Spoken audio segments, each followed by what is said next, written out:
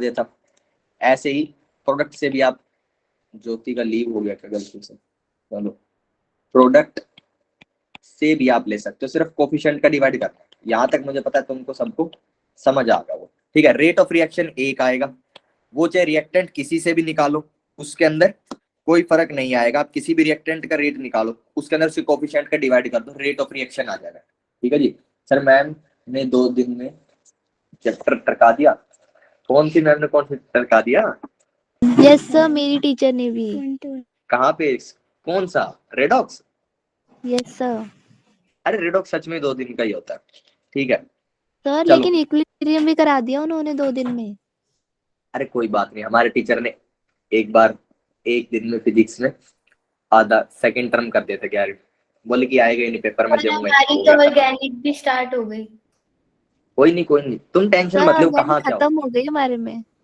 अरे तुम इतनी चिंताएं मत करो, क्यों मतलब इतनी छोटी सी उम्र में छोटी सी बुद्धि पे इतना जोर दे रहे हो, हमारे पे छोड़ दो, चिल करो। अच्छा चलो अब देख लो, पढ़ने पे ध्यान दे लो, तुम्हारी टेंशन है हमारी है, ठीक है। इक्विलिब्रियम इन केमिकल स्टेट। अब देखो इक्विलिब्रियम में क्या हो रहा है, तो मैं बता चुका हूँ कि रिवर्सिबल रिएक्शन चल रहा होता है। रिवर्सिबल रिएक्शन, इक्विलिब्रियम कब आएगा? जब हमारा रिएक्शन रिवर्सिबल चल रहा हो। तुम्हें ये भी समझ में आ गया होगा कि अगर ए से बी रिवर्सिबल रिएक्शन चल रहा है, तो इस रिएक्शन के लिए 2 रेट्स आएंगे, आर एफ और आर बी, ठीक है जी। आर एफ और आर बी। आर फॉरवर्ड क्या होगा, ए से बी बनने के लिए जो रेट ऑफ रिएक्शन आएगा, और आर बैकवर्ड क्या होगा, बी से ए बनने के लिए जो रेट आएगा। अगर मैं आर एफ की बात तो उसको कैसे लिखूंगा, rate of R A divided by coefficient of A, ठीक है।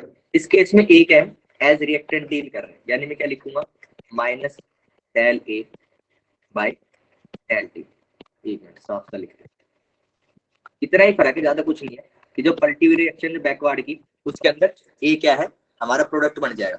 देखो आर एफ लिखना है तो आप ऐसे लिखोगे, minus del A divided by del T equal del of B divided by del T.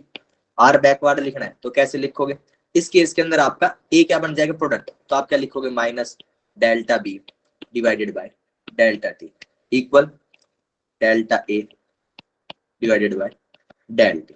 ये 2 रिएक्शंस चल रहे होते हैं। अच्छा जी, इक्विलिब्रियम कब आता है? इक्विलिब्रियम तब आता है बच्चों जब rate forward equal rate backward आ जाएगा। अच्छा इसके अंदर ये रेट लिख दिया था, डिवाइडेड बाय कोफिशिएंट और कर लेना सब में, क्योंकि मैंने सिर्फ रिएक्टेंट का लिखा, फॉर्मूला नहीं है कोई एज सच, सिंपल सा रेट फॉरवर्ड का लिखना है, उसके रिएक्टेंट वाले रेट्स के अंदर कोफिशिएंट का डिवाइड कर दो, प्रोडक्ट के अंदर डिवाइड कर दो, ठीक है। निकाल लोगे तुम आर एफ और आर बी। अब बात यह है, रिवर्सिबल रिएक्शन है, उसके अंदर इक्विलिब्रियम कब आएगा, ये है इक्विलिब्रियम की कंडीशन। इक्विलिब्रियम की कंडीशन क्या है कि आपका फॉरवर्ड और बैकवर्ड रेट बराबर हो जाए, ठीक है जी। ये बात समझ में आई कि हमारे फॉरवर्ड और बैकवर्ड रेट बराबर होने चाहिए।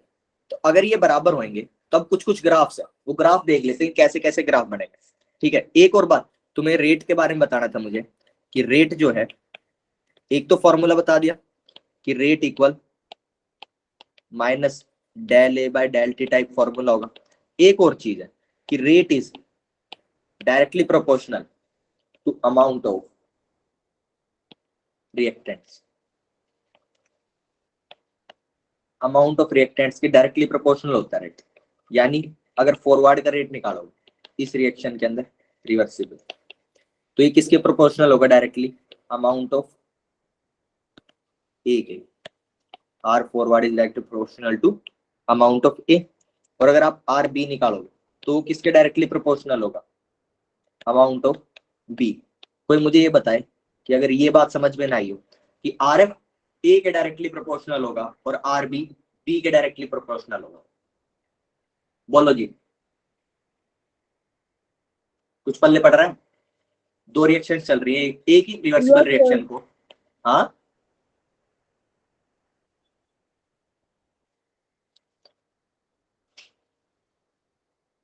कैसे होगा, लॉ है, लॉ ऑफ मास एक्शन बोलते हैं इसको, वो भी पढ़ाऊंगा अभी, तब उसमें दोबारा बोलूंगा। ये क्या है, law of mass action, law of mass action कहता है कि rate of reaction is directly proportional to active mass of reactants. ठीक है, लॉ है ये, सिंपल सी बात है। कैसे होता है, कोई डेरिवेशन नहीं, लॉ है। जैसे Gm1m2/r², इसका कोई डेरिवेशन प्रूफ नहीं है, दिस इज लॉ। ठीक है, आपको मानना है कि आपका रेट जो होगा वो अमाउंट ऑफ रिएक्टेंट के डायरेक्टली प्रोपोर्शनल होता है। तो अब जो रिवर्सिबल रिएक्शन है वो एक तरीके से दो रिएक्शंस चल रही है। फर्स्ट रिएक्शन फॉरवर्ड वाली, तो फॉरवर्ड वाली के केस में रिएक्टेंट कौन है सर, ए है। तो उस केस के अंदर क्या होगा, R F directly proportional to amount of A. चलो सेकंड क्या है, बैकवर्ड रिएक्शन चल रही है।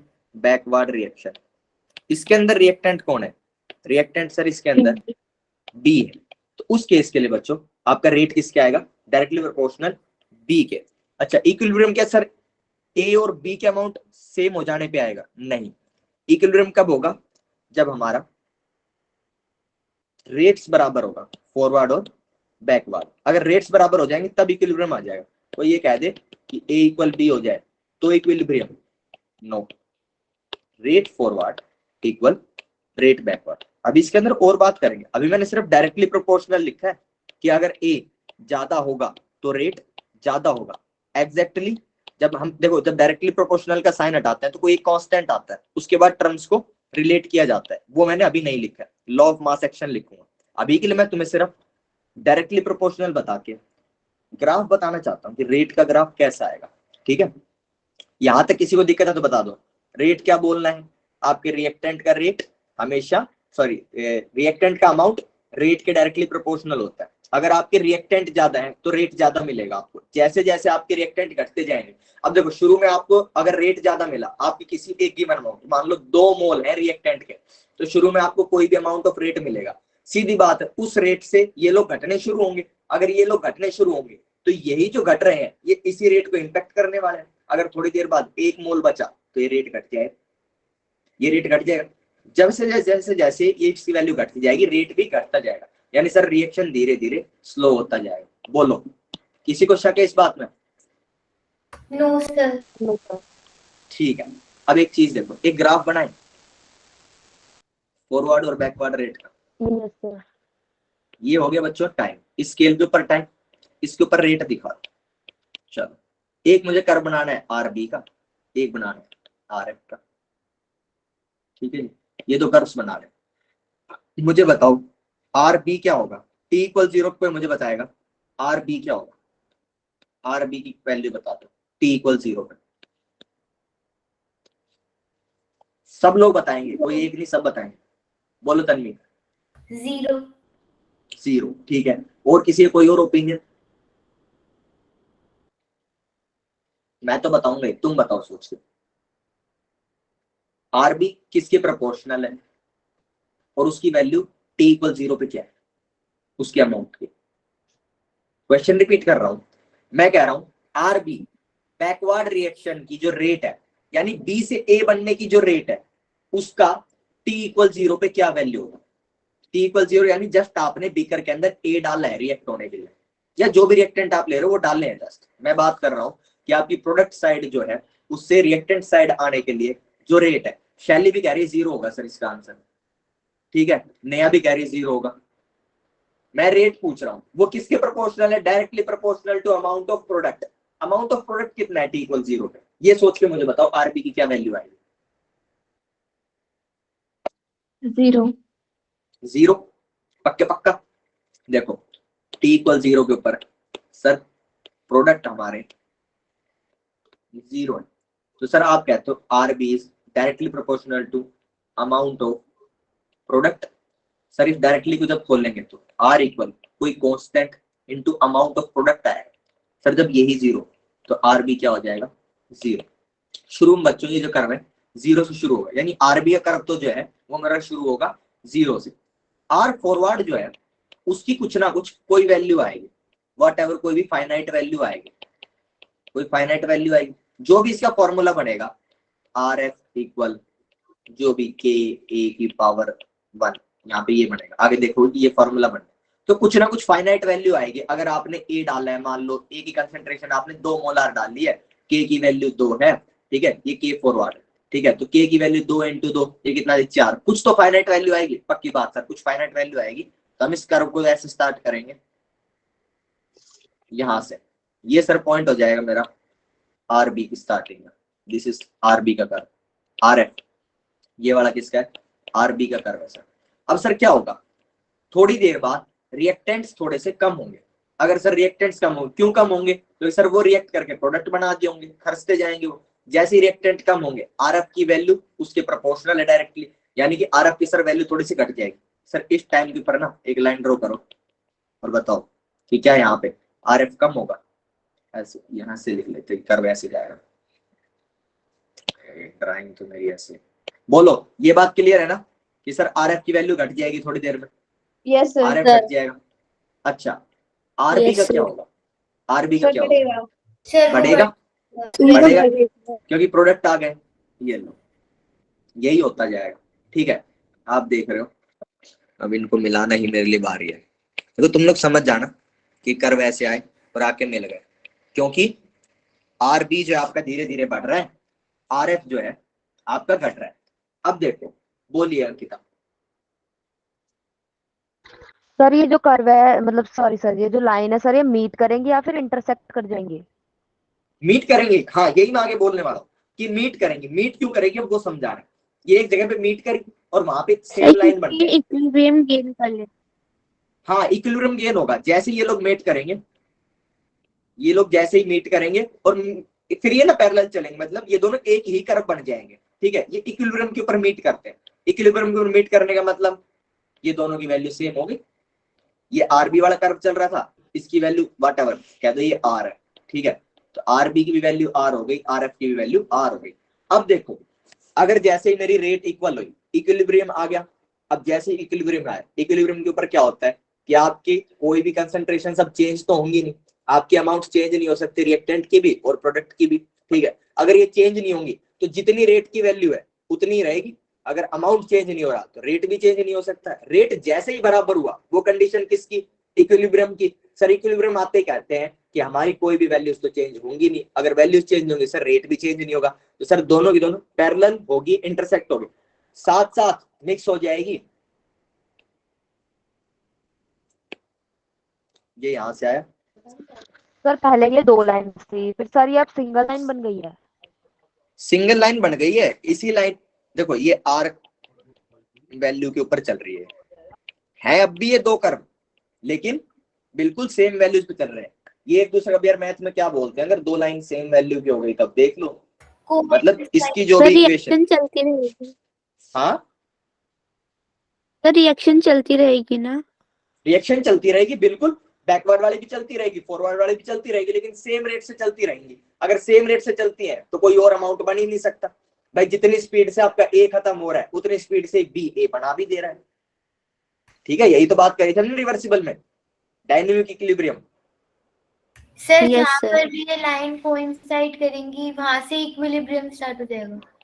वहां से इक्विलिब्रियम स्टार्ट होगा। ये कौन सा पॉइंट है जहां पे r f equal r b equal r हो गया भाई साहब, ये वो पॉइंट है जहां पे ये हुआ। जैसे ये लोग इक्वल हुए इक्विलिब्रियम आ जाएगा। ठीक है, बोलो कोई शक है इस बात में? No sir. ठीक है, कोई क्वेश्चन देखें अगर दे रखा हो तो, कोई क्वेश्चन? सर ये लाइन एंड भी होगी या फिर चलती रहेगी? ये इनफाइनाइट तक चलती रहेगी, इनफाइनाइट तक चलती रहेगी, या तब तक चलती रहेगी जब तक आप बीकर ना तोड़ दें या खाली ना कर दें। देखो अभी रिएक्शन रुक नहीं सकती, सीधी बात है। आपके रिएक्टेंट्स को ना, मतलब एक रेट से जा रहे हैं, उसी रेट से वो रेट, बैकवर्ड रेट से वो रिएक्टेंट बन भी जाते हैं ना, कभी रिएक्टेंट खत्म हो सकते हैं, चेंज भी नहीं हो सकती उनकी वैल्यू। अगर उनकी वैल्यू चेंज नहीं हो सकती तो रेट भी चेंज नहीं हो सकता। इस सिचुएशन के अंदर कुछ भी चेंज हो ही नहीं सकता। ठीक है, ये रिवर्सिबल रिएक्शन का, बिल्कुल रिवर्सिबल का है। अब देखो इरिवर्सिबल में क्या हो रहा होगा, इरिवर्सिबल के केस के अंदर क्या होता है, इक्विलिब्रियम कभी आता ही नहीं है। ठीक है, इरिवर्सिबल के केस के अंदर क्या होता है, आपका जो इनिशियल अमाउंट होता है ये ऐसे करके ऐसे करवाता है बहुत तेज, यानी कि रिएक्टेंट जो है R F is very high. ये जब बहुत तेज होगा ना तो ये सीधे सीधे अचानक से आपको प्रोडक्ट्स दे देगा। ठीक है, ये सीधा सीधा इक्विलिब्रियम दे देता है अकाउंट की। इरिवर्सिबल के अंदर सर क्लोज बिकर में चलती रहेगी ना, क्लोज में चलती रहेगी। इरिवर्सिबल के केस के अंदर इक्विलिब्रियम की कंडीशन आ ही नहीं पाती है। इरिवर्सिबल का इक्विलिब्रियम ना, जब के इक्विलिब्रियम समझ लोगे तब समझेंगे, ग्राफ से समझ नहीं आ रहा उसका। के इक्विलिब्रियम के अंदर वैल्यू कर देंगे इनफाइनाइट। ठीक है, अब देखो ये कर्व हो गया, ऊपर यही कर्व दिखा रखा है। ठीक है, ये कर्व हो गया इस चीज का, रेट और टाइम का। ठीक है, उसके बाद ना कंसंट्रेशन का दिखाते हैं। कंसंट्रेशन का कर्व बहुत सिंपल है सर, जो आपकी रिएक्टेंट साइड है उसका कंसंट्रेशन घटेगा और एक टाइम पे आके कांस्टेंट हो जाएगा। उसके बाद सर प्रोडक्ट जो साइड है उसका कंसंट्रेशन बढ़ेगा और एक टाइम पे आके कांस्टेंट हो जाएगा। ठीक है, बोलो कंसंट्रेशन में कोई डाउट आ रहा है? कांस्टेंट हो जाएगी, सिंपल सा है। धीरे धीरे स्टार्टिंग में जो होगा आपके रिएक्टेंट धीरे धीरे घटने शुरू होंगे जब भी ये इक्विलिब्रियम में आएंगे। जैसे ये इक्विलिब्रियम का पॉइंट है, ये इक्विलिब्रियम का पॉइंट है, इसके बाद इनकी वैल्यूज चेंज नहीं होंगी। ठीक है,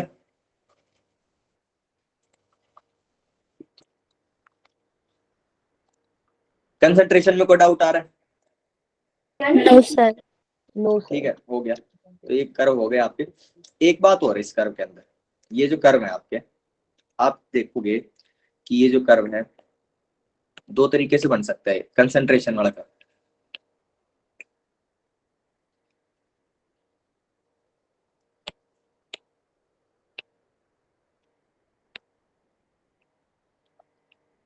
एक तो कर्व है धीरे धीरे आपके इक्विलिब्रियम ले,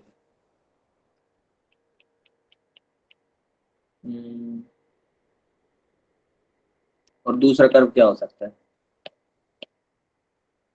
आया और ये इक्विलिब्रियम आ गया बहुत तेज, यहाँ पे इक्विलिब्रियम आया T1 पे और यहाँ पे से आ गया T2 पे। मैंने बताया कि ये लाइंस बिल्कुल स्टीप है, बहुत तेज नीचे आ रही है, ये बहुत धीरे धीरे आ रही है। मुझे बताओ T1 is less then T2 और T1 is more then T2? सोचो, समझ में आ रहा है क्वेश्चन क्या है? या करो बहुत साफ सुथरे बनाओ?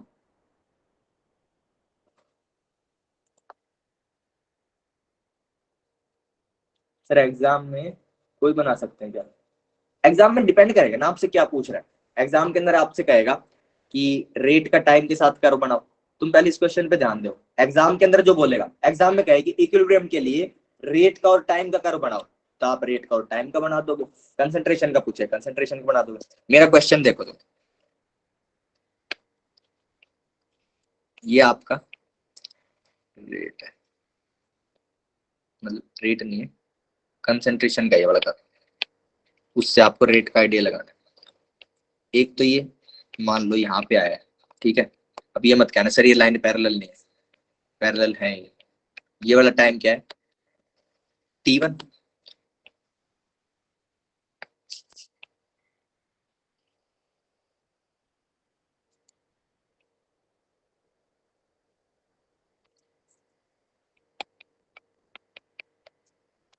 यहाँ तो नहीं लग रहा इक्विलिब्रियम, यहाँ क्वेश्चन चेंज है, टाइम पे नहीं है, टाइम मैं बता रहा हूँ। T1 जो है मोर देन T2 है, ठीक है। T1 मोर देन T2 है। मेरा क्वेश्चन है इस वाले को फर्स्ट रिएक्शन बोल रहा हूँ, कोई अलग रिएक्शन, सेकंड रिएक्शन, कोई अलग रिएक्शन चल रहा है, मुझे बताओ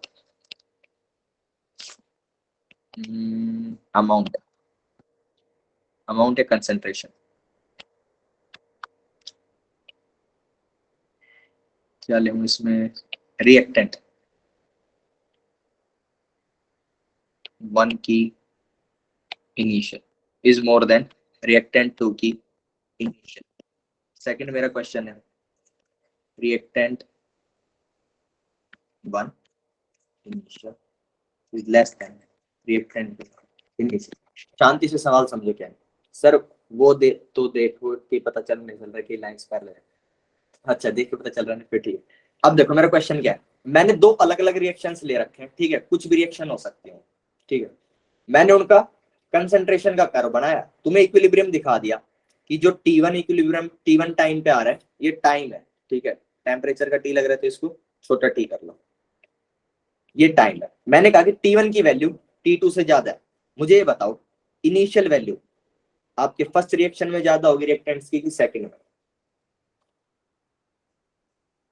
आराम से सोचो कि आपकी रिएक्शन की जो रेट है वो कौन से में ज्यादा आनी चाहिए, किसके अंदर टाइम ज्यादा कम ज्यादा, सोचो आप।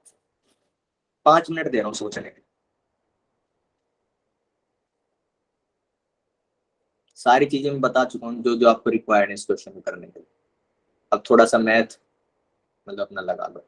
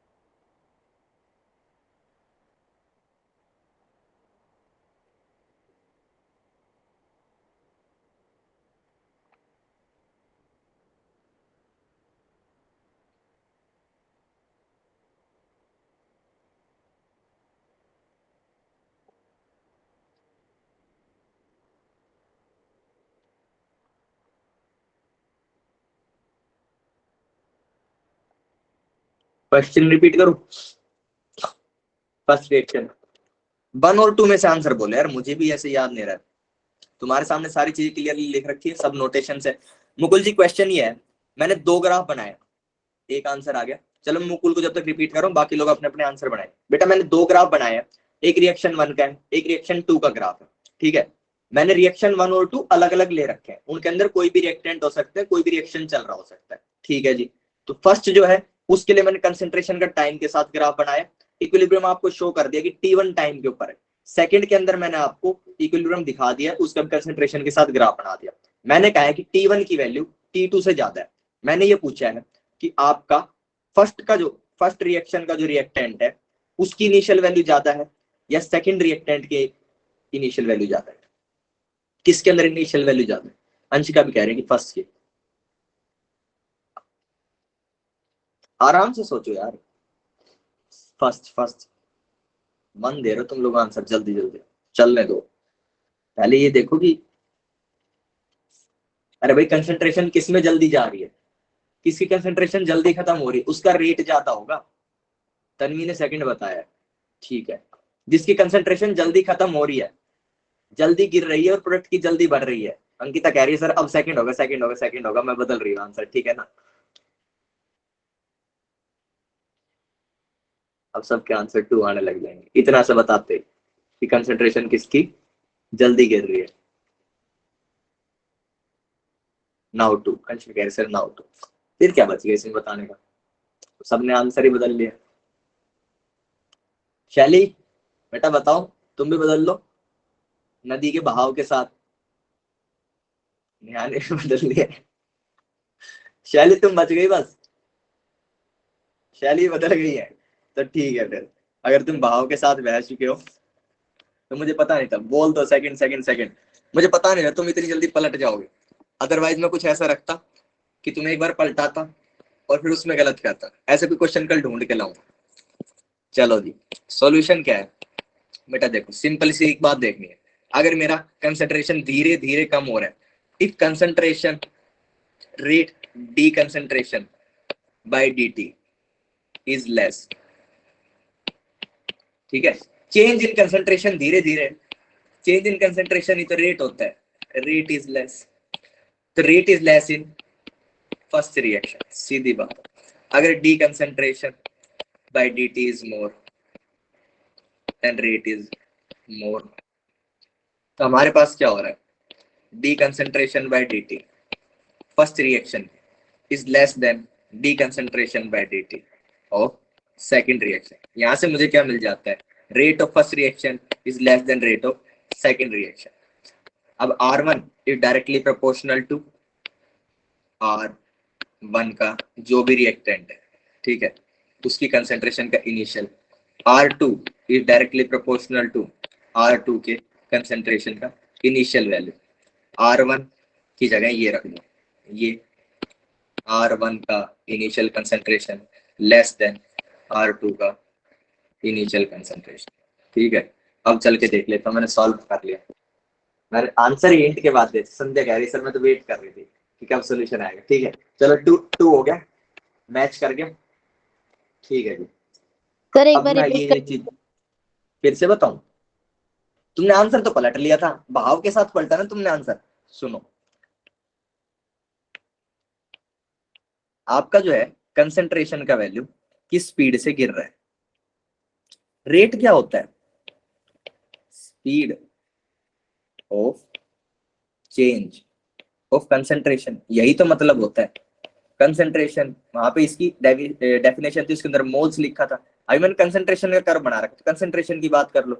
कंसंट्रेशन जितनी तेज बदलेगी, सर थक गई मैं तो, भूख लग गई मेरे को अब, अच्छा मेरे घर में भी आज छोले बने हुए, कई दिन बाद हमारे घर में खाना बना है, क्योंकि हम तो बैचलर आदमी ऐसे ही रहते हैं, 2-2 3 दिन में खाना बनता है, बाकी दिन कुछ कुछ ठूसते रहते बाहर का, तो भूख मुझे भी लगी है। देखो बेटा शैली, एक बात समझो, रेट जो है वो रेट जो है हमारा speed of change of concentration है, यानी कि हमारा कंसंट्रेशन कितनी तेजी से बदलेगा, कितनी तेजी से बदलेगा, ये हमें कौन बताता है, रेट बताता है। अब मुझे शैली एक बात बताओ, यदि हिंदी में बात करते हैं, यदि कंसंट्रेशन तेजी से बदलेगा तो रेट कम होगा कि ज्यादा होगा, सर ज्यादा होगा। ज्यादा होगा, तो रेट होगा ज्यादा, रेट ज्यादा, ठीक है। तब बताओ, मैंने कहा कि इक्विलिब्रियम आ रहा है इसका T1 टाइम पे, और ये T1 जो है ये ज्यादा है T2 से, अगर T1 ज्यादा है T2 से, यानी कि T1 कंसंट्रेशन जो भी इक्विलिब्रियम के लिए आनी थी उसके लिए हमारा टाइम ज्यादा लग रहा है, अगर टाइम ज्यादा लग रहा है इसका मतलब हमारा रेट कम रहा होगा, बोलो रहा होगा कि नहीं, सर टाइम ज्यादा मतलब रेट कम, ठीक है। रेट कम पता चल गया कि हमने जो फर्स्ट वाला था उसके अंदर रेट जो है हमारा सेकंड वाले से कम है, क्योंकि सेकंड वाले के अंदर कम टाइम लगा, कम टाइम लगा तो वो रिएक्शन जल्दी से कंप्लीट या इक्विलिब्रियम की तरफ आ गया, ठीक है। हमको रेट का पता चल गया, अब रेट किसका कम होगा, रेट उसका कम होगा, रेट उसका कम होगा जिसके रिएक्टेंट कम होंगे, बोलो मैंने बोला था rate is directly proportional to reactant की अमाउंट, सर तो अब बोलो, अब समझ आ गया कि किसके रिएक्टेंट कम होंगे इनिशियल, सर क्लियर। क्लियर। चलो अब देखो बीच में क्या क्या लिख रखा है, एक बार पढ़ लें थोड़ा सा, हाँ सर क्या? कंसंट्रेशन टाइम ग्राफ हमेशा ऐसे पैरेलल ही होगा या फिर ये एक दूसरे के ऊपर भी आ सकती है लाइंस? ऊपर भी जा सकते, ऊपर भी जा सकते, ये दोनों एक दूसरे को क्रॉस भी कर सकते हैं, ये इस सब ना शीट के अंदर दे रखा है, लेकिन मैं तुम्हें क्वेश्चंस के थ्रू बताऊंगा, ऊपर भी जा सकते, कोई जरूरी नहीं है, हमें क्या करना है इन दोनों को पैरेलल करना है, हमें तो देखो हमारा मतलब क्या है, रेट जो है, रेट तो हमेशा ओवरलैप ही करेगा, रेट कर्व हमेशा ओवरलैप करेगा, ठीक है। रेट टाइम जो है वो ओवरलैप करेगा, रेट टाइम ओवरलैप करेगा, आपका कंसंट्रेशन वाला जो है ऐसे भी जा सकता है और ऐसे भी जा सकता है, ठीक है, पैरेलल होना चाहिए बस ये, ओके। ये मैंने क्वेश्चंस के लिए छोड़ रखा है, इसके ऊपर क्वेश्चंस लेके आऊंगा, ग्राफ के ना क्वेश्चंस करेंगे, तुमको अगर ऐसे बना के लिख के वो कर दूंगा ना कि इस कंडीशन के अंदर ऐसा होगा कर्व, इसके अंदर ऐसा होगा, रटने पे आ जाओगे, अपने दिमाग से सोचो क्वेश्चन करके और उस पे उसके भरोसे रहो, ये मैं एटलीस्ट में लिखवाऊंगा कि कब ऊपर जाएगा कब नीचे जाएगा, तुम्हें क्वेश्चन के थ्रू बताऊंगा। अभी के लिए और कोई डाउट है किसी के दिमाग में? No sir. आपका जो है कर्व पैरेलल ही आना चाहिए बस, कंसंट्रेशन का जरूरी नहीं है कि वो भी मतलब एक दूसरे को कट करें कि ना करें, जो भी हो सकता है वो आप लोगों को क्वेश्चन के थ्रू बताएंगे कब कट करेगा, अगर जल्दी चला जाएगा रिएक्टेंट, पहले इनिशियल अमाउंट ऑफ रिएक्टेंट क्या थी, इनिशियल अमाउंट ऑफ प्रोडक्ट क्या था, अब तक तो हम क्या देख रहे हैं कि हमने हमारे बीकर के अंदर सिर्फ रिएक्टेंट्स डाले, ठीक है, हो सकता है हम रिएक्टेंट और प्रोडक्ट दोनों डाल दें, तो उस केस के अंदर क्या होगा, उस केस में कर्व कैसा आएगा। अच्छा चलो इस पे क्वेश्चन कर, मैंने क्या कहा, case 1 reactant equal finite and product equal 0। Case 2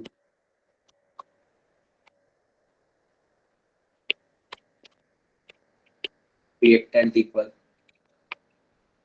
finite, product equal finite। ये क्या है, इनिशियल वैल्यूज, इनिशियल वैल्यूज, ये भी क्या है, initial values.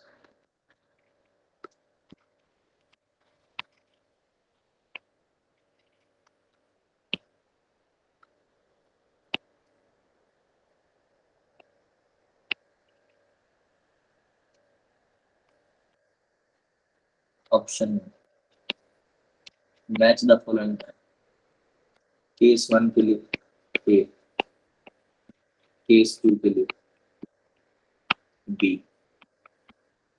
Option 2 both a and b. चलो चलो साथ साथ करते जाओ, अपना निकाल लो क्या क्या आंसर है। None of these, rate versus time कर रहे हैं, बोलो। 1 2 3 4 ऑप्शन दे रखे हैं, match the following type question है। केस 1 आपको डिफाइन कर दिया, केस 2 डिफाइन कर दिया, दो कर्व्स बना दिया, बताओ कौन सा कर्व कौन से केस का है।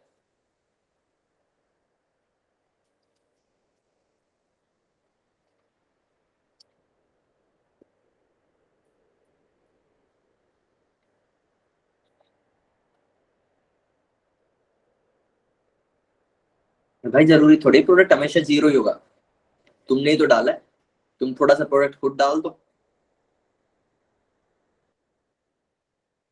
बाजार में सब कुछ मिलता है, बोथ एंड भी ठीक है। चलो दे उत्तर, तब तक मैं देखता हूँ कि आगे क्या पढ़े, इससे हमारा सीक्वेंस बने लाइफ में।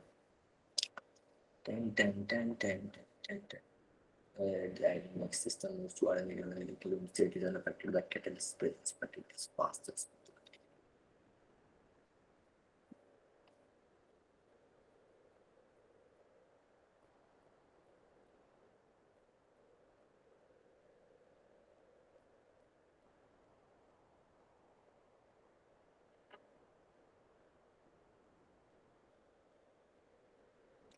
टू टू टू जल्दी करो यार जल्दी, अब तो बहाव शुरू हो गया, बहाव शुरू हो गया, जल्दी जल्दी बहते जाओ।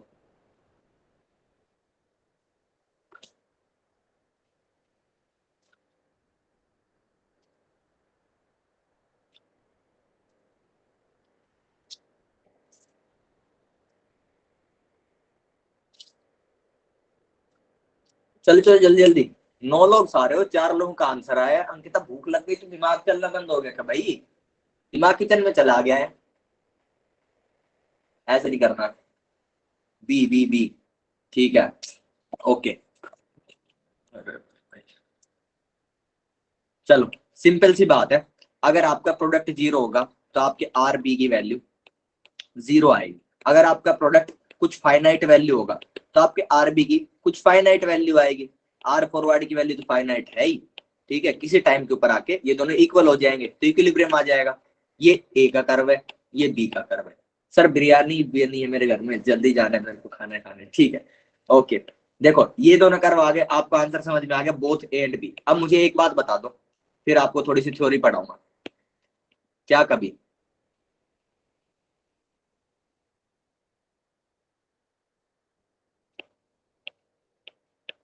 ऐसा कर्व पॉसिबल है?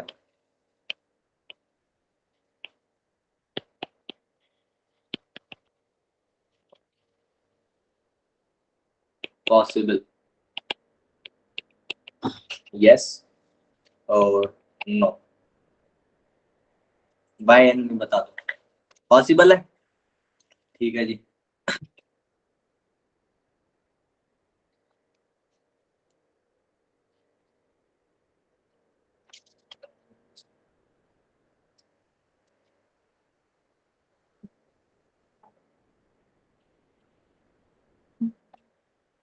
पॉसिबल है? यस, सीधी बात है, बिल्कुल पॉसिबल है यार।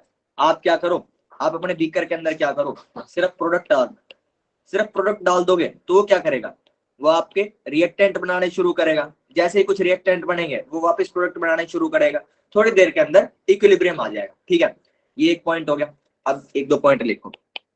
एक पॉइंट क्या है कि आपका डेल जी का वैल्यू, del g equal 0 at equilibrium.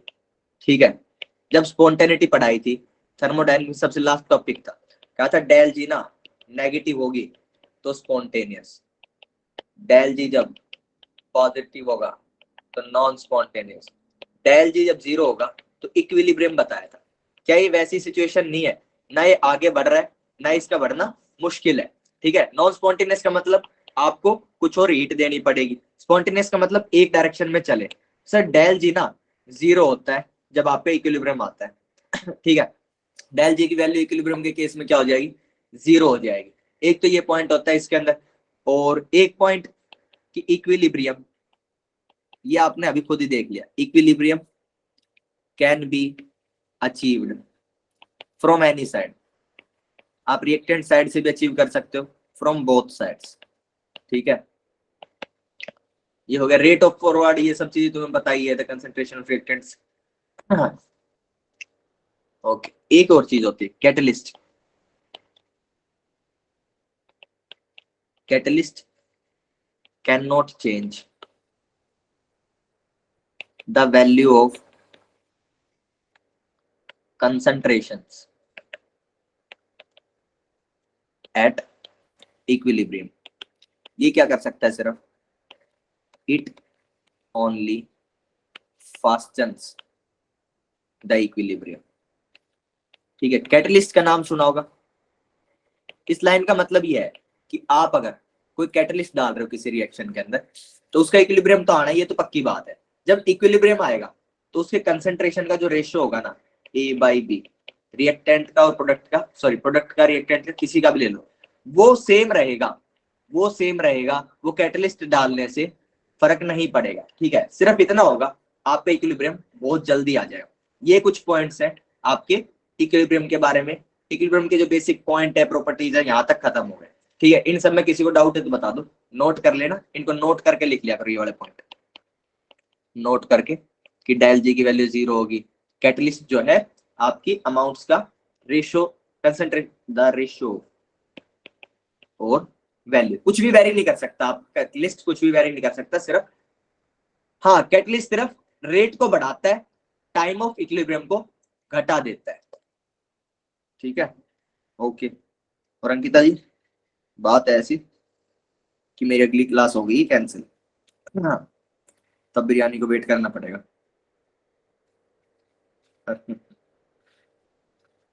चलो अब ना, कैटलिस्ट इंक्रीजेस रेट, बिल्कुल कैटलिस्ट का एक ही काम है, रेट इंक्रीज कर देगा। अब मैं निकाल लेता हूँ मेरे सर, मतलब आप और पढ़ाओगे, बिल्कुल यार। मैं चाहता हूँ कि हमारे फोटोन के अंदर सिलेबस ना ज्यादा ना चले, क्वेश्चंस चले सिर्फ, तो क्वेश्चन से दिमाग चलता है। तो चलो थोड़ी सी थ्योरी पढ़ लेते हैं। सबसे पहले पढ़ेंगे एक्टिव मास क्या होता है, एक्टिव मास, एक्टिव मास। फिर लॉ ऑफ मास एक्शन पढ़ेंगे। जैसे एक बच्चे ने पूछा था ना कि सर क्यों रेट कंसंट्रेशन के डायरेक्टली प्रोपोर्शनल होती है। अरे ज्यादा देर नहीं, सिर्फ 8-10 तक पढ़ाऊंगा, ठीक है, 15 मिनट की बात है, 15 मिनट में तो तुम बहुत कुछ सीख जाओ। सबसे पहले बच्चों बात करते हैं एक्टिव मास की। एक्टिव मास क्या होता है, देखो 12th में जाओगे, सीक्वेंस तो ये होता है, पर एनसीईआरटी बनाने वाले ने पता नहीं क्या सोच के बनाया। पहले आदमी को काइनेटिक्स पढ़नी चाहिए। काइनेटिक्स के अंदर रेट की बात होती है, पूरी की पूरी बात रेट की होती है। उसके बाद आदमी को इक्विलिब्रियम पढ़ना चाहिए, लेकिन इनने क्या कर रखा है, पहले इक्विलिब्रियम दे रखा है, फिर रेट 12th में दे रखा है। हम जो 12th की चीज है वो यहीं पे यूज कर लेंगे। 12th में बच्चों एक कर्व होता है, एक कर्व होता है एनर्जी का और टाइम का, एनर्जी और टाइम, एनर्जी और molecules, number of molecules, number of molecules. अब बात यह है,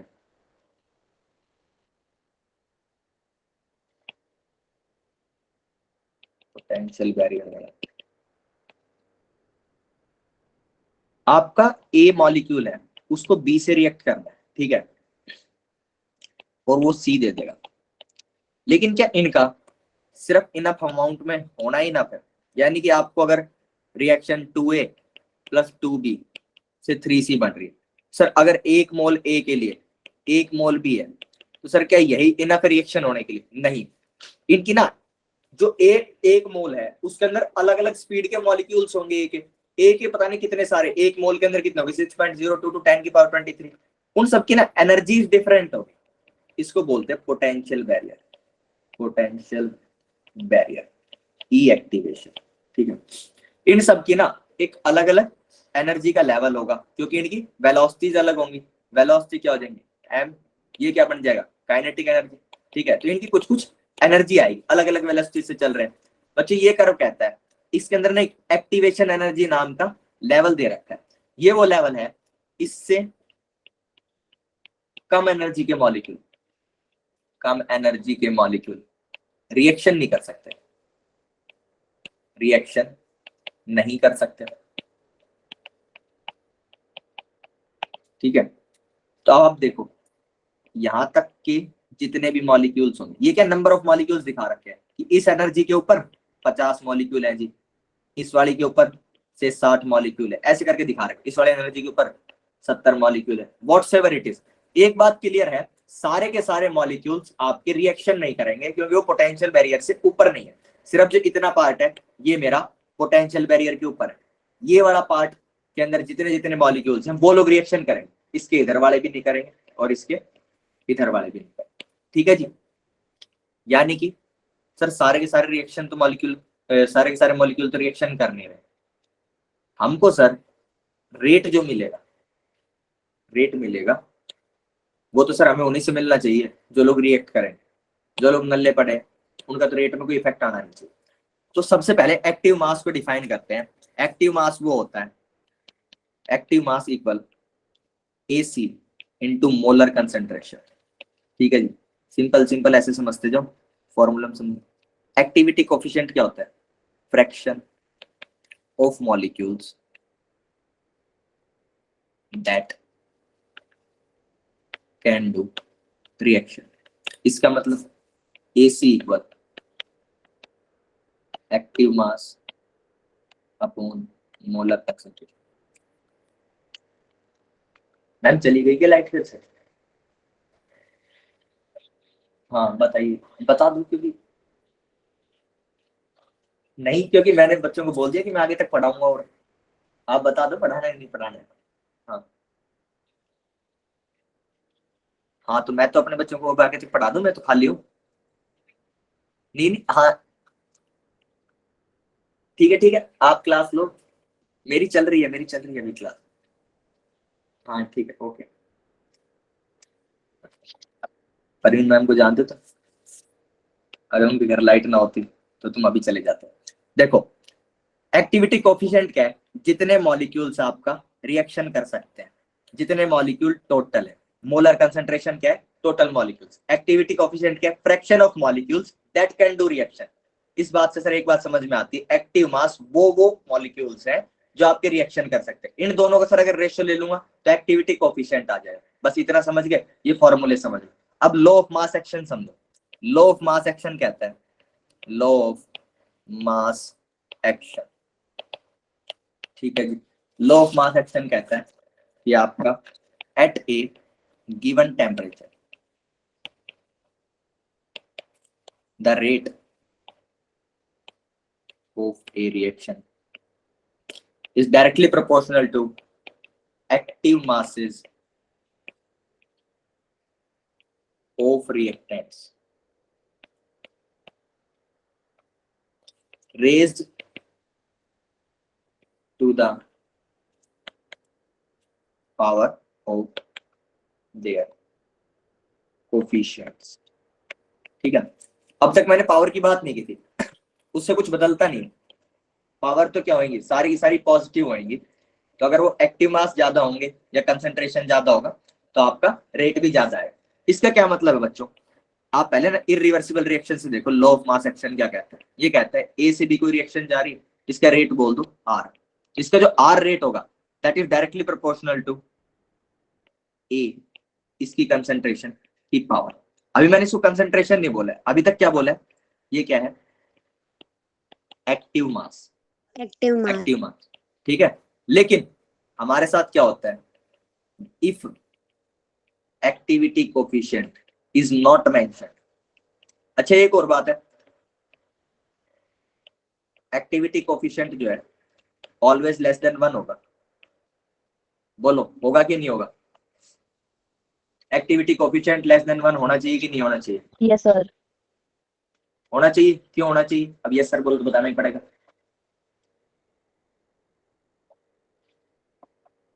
बोलो क्यों होना चाहिए एक्टिविटी कोफिशिएंट लेस देन 1, किस तरह आप कह रहे थे, बोल दिया कितना बेटा, ऐसे नहीं करना है, बिरयानी के चक्कर में हाँ बोल दिया। बोलो एक्टिविटी कोफिशिएंट कम क्यों होगा लेस देन 1, देखो एक्टिविटी कोफिशिएंट क्या है, तुम्हारा सब कुछ बाउंसर तो नहीं हो रहा है ना, नो सर। हाँ एक्टिव मास बटे मोलर कंसंट्रेशन, ये कौन है, ये वो मॉलिक्यूल्स है जो रिएक्शन कर सकते हैं, ये कौन है, ये टोटल मॉलिक्यूल्स है, टोटल मॉलिक्यूल्स। मैंने क्या कहा कि सारे लोग रिएक्शन तो कर नहीं सकते, अगर सारे लोग रिएक्शन कर लेंगे तो भी एम की वैल्यू एमसी के बराबर आएगी, और मैंने कह दिया कि सारे लोग तो रिएक्शन कर नहीं सकते, तो M is always less than MC, M is always less than MC, तो AC is always less than 1, ठीक है। मैंने क्या रखा है, इसको लेस देन और इक्वल टू 1 रखा है, लेस देन और इक्वल टू 1, या तो इसकी वैल्यू हमेशा लेस देन 1 होगी, या फिर कभी कभी हो सकता है कि एम अगर एमसी की इक्वल हो जाए तो इक्वल टू 1 हो जाएगी, ठीक है। बोलो यस और no, Ankita, sir yes sir. Ankita गई क्या बिरयानी, यस सर। नहीं सर, मैं यही हूँ, मैं गई हूँ। समझ आ गया ना क्यों होगा कम एक्टिविटी कोफिशिएंट 1 से, यस सर। ठीक है। अब ये 1 से कम होगा, ठीक है, लेकिन हमें कभी भी दिया नहीं जाता क्वेश्चन के अंदर एक्टिविटी कोफिशिएंट अगर मेंशन ना किया जाए, देन assume it सर 1, ठीक है। जैसे ही आप ये assumption लोगे, आपका R जो है ये एक्टिविटी मास की जगह मोलर कंसंट्रेशन में लिखने लग जाएगा, ठीक है जी। मोलर, अब ये तुमको ऐसी बातें बताइए, याद रखना बस कि आपका जो ये MC लिखा जाता है मोलर कंसंट्रेशन हमेशा क्वेश्चन के अंदर, अब क्या हुआ सर करके इतना बड़ा लिख दिया, सर, जो ये है ना एक्टिविटी कोफिशिएंट सर, ये लेस देन 1 तभी भी तो हो सकता है जब जो हमारे मॉलिक्यूल है उनमें स्ट्रॉन्ग अट्रैक्टिव फोर्स हो, इसलिए उन्हें ज्यादा एनर्जी लगेगी सेपरेट करने में। मैंने ये बोला ही नहीं कि किस वजह से वो लोग रिएक्शन नहीं कर सकते, मैंने सिर्फ इतना बोला कि सारे लोग रिएक्शन नहीं कर सकते, मैंने वजह पे तो बात की ही नहीं, और अगर सारे लोग रिएक्शन नहीं कर सकते तो हमेशा हमारा एक्टिव मास कम होगा मोलर कंसंट्रेशन से, बोलो यस सर।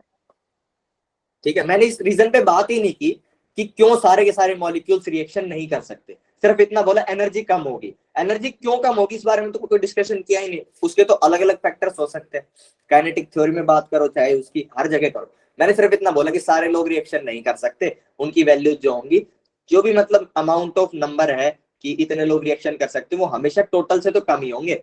मैंने कह दिया कि अगर एसी की वैल्यू नहीं दे रखी तो उसको 1 मान लो, उसको जैसे ही 1 मानोगे एक्टिव मास की जगह हमारे पास क्या आ जाएगा, मोलर कंसंट्रेशन। आप पूरे के पूरे इक्विलिब्रियम के अंदर मोलर कंसंट्रेशन ही यूज करने वाले, ठीक है। लेकिन आपको हमेशा अपने दिमाग में, मैं ऐसे ही लिख रहा हूँ एक्टिविटी मास काट के मोलर कंसंट्रेशन, ठीक है, ये आ जाएगा। आपको क्या करना है, यस रिएक्टेंट, अब एक क्वेश्चन के अंदर इतना समझ में आ गया तो एक क्वेश्चन कर लो, उससे मेरे को क्लियर आ जाएगा, समझ आएगा। 3 times A plus 4 times B gives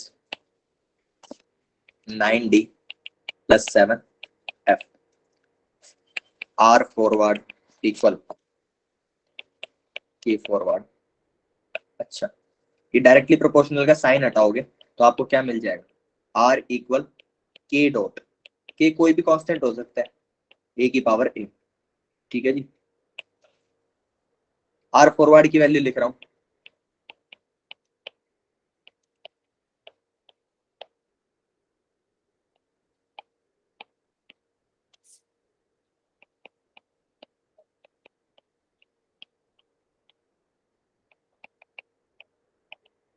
option A R backward equal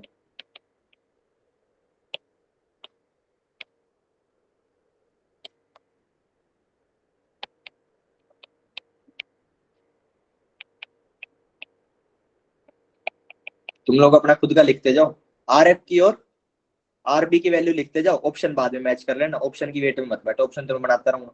तुम्हें क्वेश्चन दे दिया है, रेट बताना है, सारे के सारे क्वेश्चन, सारे के सारे ऑप्शन इसी पे होंगे, आर एफ और आर बी की वैल्यू लिख रहा हूँ इन टर्म्स ऑफ जो मैंने लॉ ऑफ मास एक्शन बोला है, ठीक है।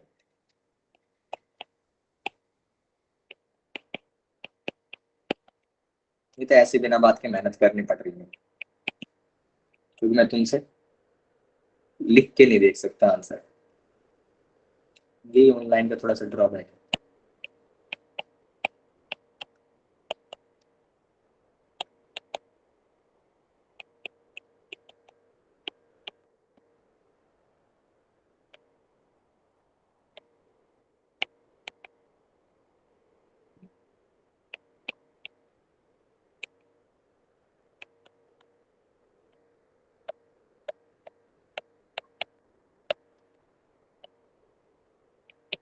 बस और नहीं लिख रहा हूँ, बोलो।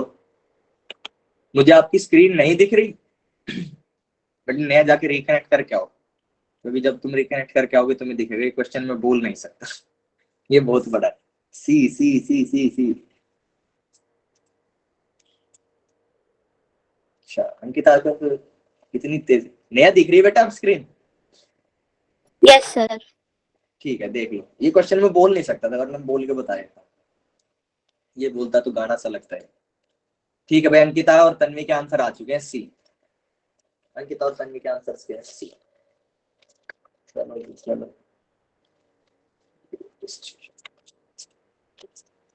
कल मुझे काफी पढ़ना पड़ेगा। यस सर सी। सी ठीक है जी, ओके।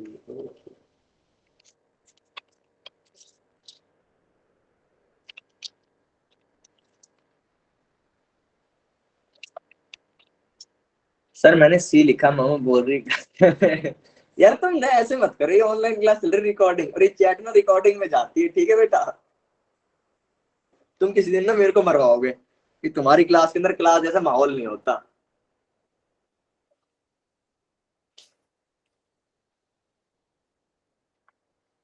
फिर मुझे सच में गालियां पड़े। Yes sir, serious mode on, बिल्कुल।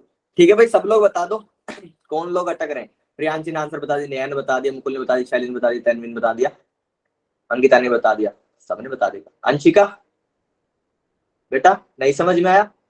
अंशिका और काफी,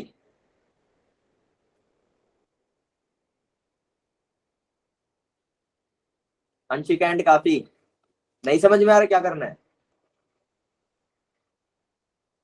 अच्छा एडिट कर, सर मैंने तो आंसर दे दिया। अच्छा तुम्हारा भी आ गया काफी। हाँ तुम्हारा सबसे लास्ट में था, ध्यान नहीं दिया तुमने, अभी दिया है।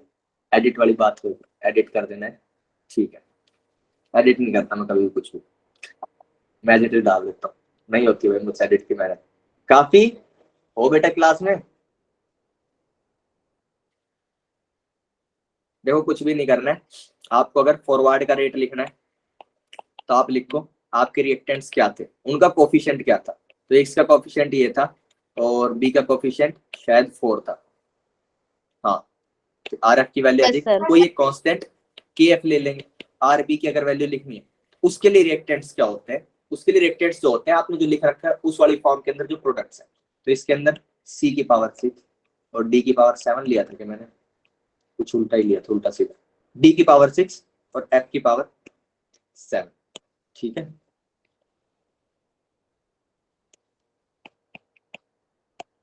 ये लो, अब अगर इतना तुम्हें समझ आ गया तो मैं एक चीज बोलना चाहता हूँ कि एट इक्विलिब्रियम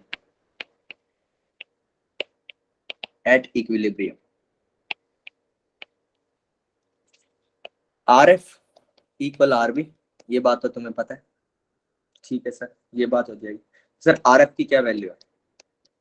के एफ डॉट ए की पावर ए, बी की power b and so on.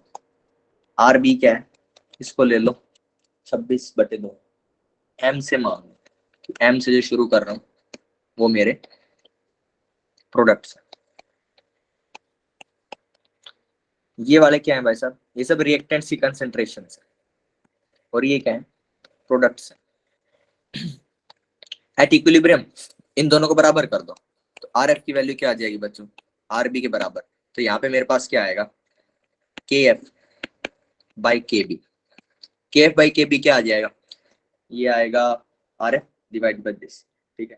तो ये 1 हो जाएगा, ये उधर चला जाएगा, एम की पावर एम डॉट एन की पावर एन डिवाइडेड बाय ए की पावर ए और बी की पावर बी। तुमने अगर थोड़ा बहुत भी इक्विलिब्रियम तुम्हारी मैडम ने पढ़ाया होगा, तुम बता सकते हो के एफ बाई के बी क्या चीज होती है। कॉन्सेंट्रेशन। के एफ बाई के बी कॉन्सेंट्रेशन, ठीक है सर। 8:11 हो गया। कांस्टेंट।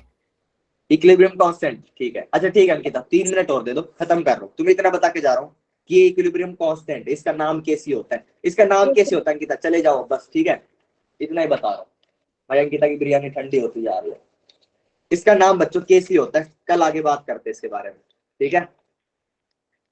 सर डोंट जज मी, मेरे को इमोशनल की स्पेलिंग आती है। कोई नहीं सर, अब भूख ही मिट गई। नहीं वैसे भी ज्यादा नहीं करना, इतना भी ज्यादा 8:30 तक थोड़ी बिठाए रखूंगा तुम्हें। ये इक्विलिब्रियम कांस्टेंट है, दिस इज कॉल्ड Kc, ठीक है जी। इक्विलिब्रियम कांस्टेंट कैसे लिखते हैं ये देख लो। इक्विलिब्रियम कांस्टेंट नाम की चीज होती है, उसको लिखते कैसे है, equilibrium constant, equilibrium constant Kc equal product 1 की पावर में coefficient of product 1 into product 2 power of coefficient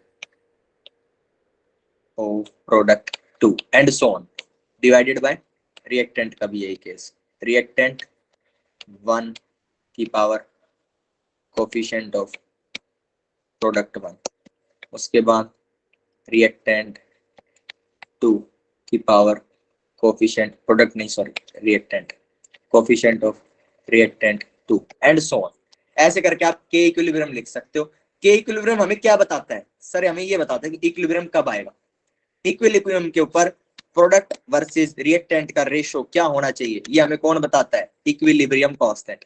ताकि हम किसी भी रिएक्शन के अंदर बता सके कि आपने इनिशियल मोल्स जो भी लिए थे, फाइनल जो भी इक्विलिब्रियम के ऊपर आने हैं, उनका क्या कुछ सिनेरियो होगा, ये सब हमें इक्विलिब्रियम कांस्टेंट बताता है। कैसे बताता है अगली क्लास में चर्चा करेंगे, ठीक है जी। खत्म है आज की। कंसंट्रेशन है हाँ सर, कैसी कंसंट्रेशन है। हाँ